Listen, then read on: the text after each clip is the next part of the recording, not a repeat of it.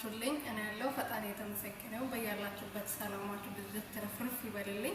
ለኔ ቤት አዲስ ሆናችሁ ሰብስክራይብ፣ ሼር፣ ላይክ እያደረጋችሁ እንድትቀላቀሉ በትህትና ጠይቃችኋለሁ። የኔ ውድ ቤተሰቦች ትሁት ክፍል 27 ተለቋል። ክፍል 27 ላይ እንግዲህ ትህትና እስካሁን ድረስ ተመልሳ አልመጣችም። እንግዲህ አባባ አታሏት ቤቱን በአንቺ ስም አስተላልፌሻለሁ ብሎ የማየው ወረቀት የውሸት ወረቀት አፈርሞ ከሰጧት በኋላ ትህትና እንግዲህ ወደ ቤት አልተመለሰችም። ወረቀቱን ይዛ ከቤት ዳኒን አፈቅረዋለሁ ከአንተ ጋር ብዙ ህይወት እመኛለሁ ብላ ስትል የነበረችው ሴት እንግዲህ ዛሬ ቤቱ በሷ ስም ስለተላለፈላት በውሸት ወረቀትም ቢሆን ቤቱን አግኝቻለሁ ብላ ስለምታስብ ቤቱን ለቃ ከወጣች በጣም ተሰነባብታለች ማለት ነው። እንግዲህ ዳኒ በጣም ግራ ተጋብቷል። ይሄ ሁሉ ለፍተን ንብረት ወይም ደግሞ ለዚህ ቤት ብዬ ክብሬን አሳልፌ ከሰጠው በኋላ እንግዲህ እንደምታውቁት ገቴ ነው ብሎ ነው ከውሽማው ጋር እህቴ ነች ብሎ ነው የእሷ ቤት እየኖረ የነበረው ማለት ነው። ባለትዳር ሴት ቤት ባለትዳር አልጋ ላይ ሲጋደም የነበረው ለዚህ ንብረት ነበር እስከዛሬ ይሄን ሁሉ በደል ሲፈጽምበት የነበረው አቤል ላይ ማለት ነው። ትህትና እንግዲህ ቤቱን እንዳገኘችው አግኝቻለሁ ብላ ስለምታስብ ብቻ አባባ ግን በደንብ ነው ያታለሏት። ይመቸው ታቦ ደስ ነው የሚሉት ማለት ነው። የአቤል አባት በጣም አራዳ የሆኑ ሰውዬ ናቸው ጌታ እና ለማንኛውም ትህትና እንግዲህ ተታላ ከቤት ከጠፋች ቆይታለች። ስልክም አታነሳም፣ ስደወልላትም ስልኳ አይሰራም።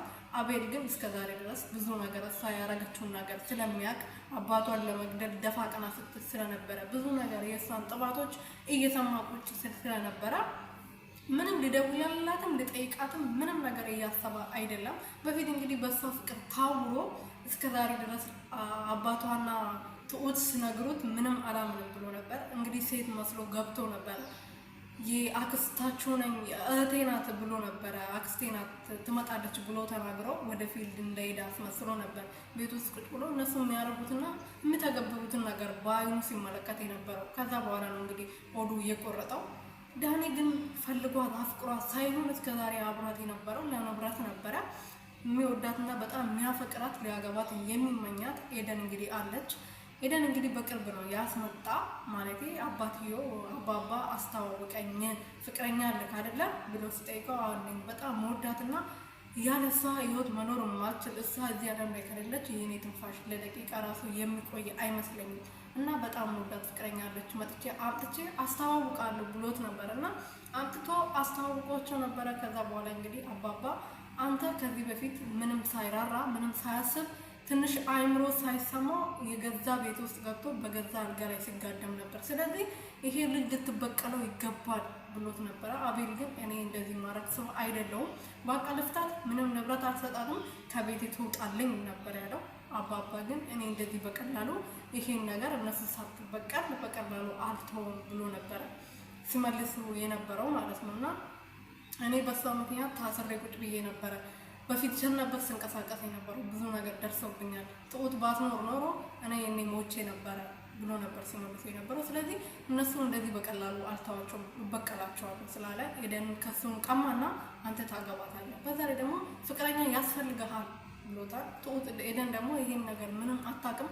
እህቷ ቤት እንዳለና ስራ እየሰራ እንደሆነ ነገሮቹ ከተሳካላት በኋላ እንደሚጋቡ በተስፋ ስንት ዓመታት ሙሉ እንዳኖራት ነው የምታውቀው እንጂ ውሽማው ቤት ወይም ደግሞ ፍቅረኛው ቤት እንዳለ አይደለም የምታውቀው። ቤተሰቦቼ ናቸው ብሎ ነው አምጥቶ ቤት ድረስ ያስተዋወቃት ማለት ነው። እና እሷ እንግዲህ ከአባባ ጋር እያወራች ነበር። እኔ ምንም ስራ ሁለታችን እየሰራን በፍቅር እንኖራለን እንጂ እኔ ትልቅ ሀብት መኪና ቤት አልፈልግም፣ ሁለታችን ሰርተን ይሄ ሀብት ላይ ማምጣት እንችላለን ብዬ ብነግረው እሱ ሊሰማኝ ፈቃደኛ አይደለም። እባክዎት አባባ ምከሩልኝ ብላ አባባን እየጠየቀችው ነበረ። አባባ ደግሞ ኤደንን በጣም ስነስርዓት ያላት ቁም ነገረኛ የሆነች ገንዘብ የማትወድ ለፍቅር የምትሞት ሴት ስለሆነች በጣም ወዷታል። ለልጃቸው ተመኝቷታል ማለት ነው ለአቤል። አቤል ደግሞ እስካሁን ድረስ ግራ ተጋብቷል። አሁን ግን ልጅቷ ቤት መጣ አንድ ላይ ምሳ ሲበሉ የምታወራው ቃላቶች ለዳኒ ያላት ቦታ ምናምን ሳይ እንግዲህ አቤልም እየተመቸችው ነው። ዛሬ በተለቀቀው ቪዲዮ ላይ በጣም በቃ በስስት ሳያት ነበረ። ቤት መጣ ምሳ በልታ ነበረ ዳኒ ሳይኖር እንግዲህ ለሸኝቷት ነበርና በጣም ደስ ብሏት ነበር። እሷም ደስ ብሏት ነበረ። እንግዲህ ከዳኒ ዳኒ እንደዚህ እያረገ ወይም ደግሞ እንደዚህ እንዳረገ ብታቅ እርግጠኛ ነኝ ምንም ሳታንገራገር ከአቤል ጋር ሳና ትትናን ሊበቀሉ አንድ ላይ የሚሆኑ ይመስለኛል። ለማንኛውም ቤተሰቦችዬ አብረን የምናይ ይሆናል።